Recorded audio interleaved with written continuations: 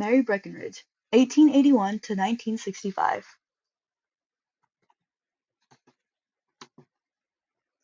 Early years. Mary Breckinridge was born on February 17, 1881 in Memphis, Tennessee. She was the second of four children and the oldest daughter of all four. Her father was Clifton Rhodes Breckinridge, born 1846 to 1932. He was a cotton planter and a U.S. representative from Arkansas. He was appointed minister to Russia during the second term of President Grover Cleveland. Her grandfather was John Cable Breckinridge, 1821 to 1875. He was the vice president to James Buchanan and a major general in the Confederacy during the American Civil War. He was a Secretary of War in the cabinet of Jefferson Davis in 1865.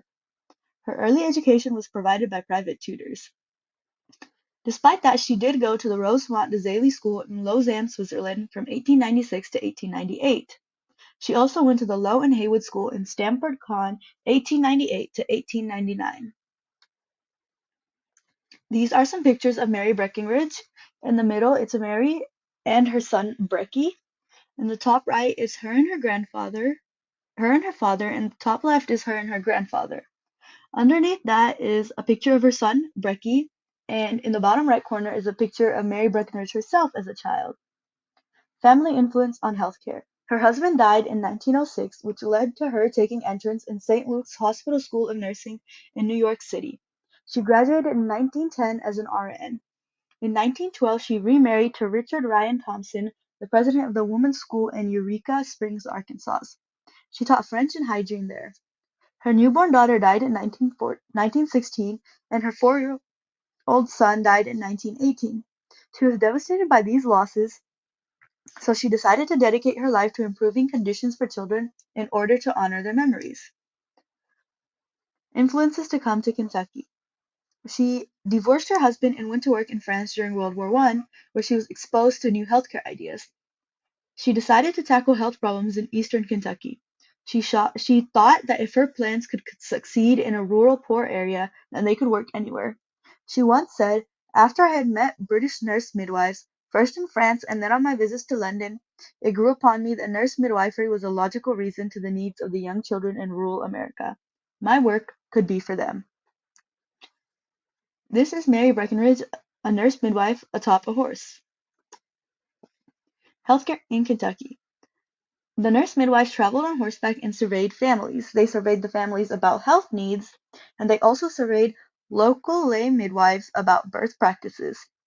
Because of these surveys, they found that women lacked prenatal care and gave birth to an average of 9 children, and they were primarily attended by self-taught lay midwives or farmers' wives who relied on folklore and invasive practices. In 1925, she founded the Kentucky Committee for Mothers and Babies. It was later named the Frontier Nursing Service. Originally, these were funded by her personal funds, and she hired 6 nurse midwives who were trained in England and Scotland. There were no reliable roads in the mountains, so the nurses relied on horses and mules to travel. By the early 30s, these nurses serviced over 1,000 rural families where they provided general health care, prenatal and postnatal nursing, and delivered babies. Due to her efforts, over 50,000 people were treated and over 250,000 vaccines were given. There is a substantial decrease in the rate of maternal and infant mortality.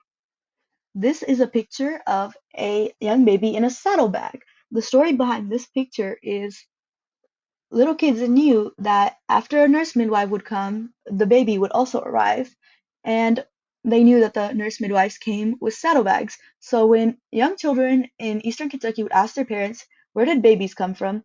The parents would say that babies came in the saddlebags that the nurse midwives brought.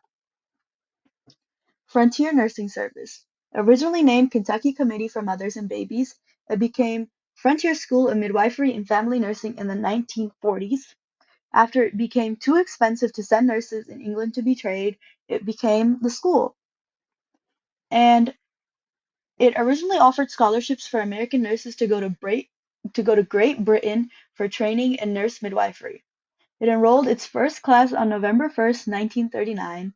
In the late 60s, it introduced a family nurse practitioner certificate program, and in 2003, a master's in nursing was introduced at the school, as well as a certificate in the women's healthcare nurse practitioner.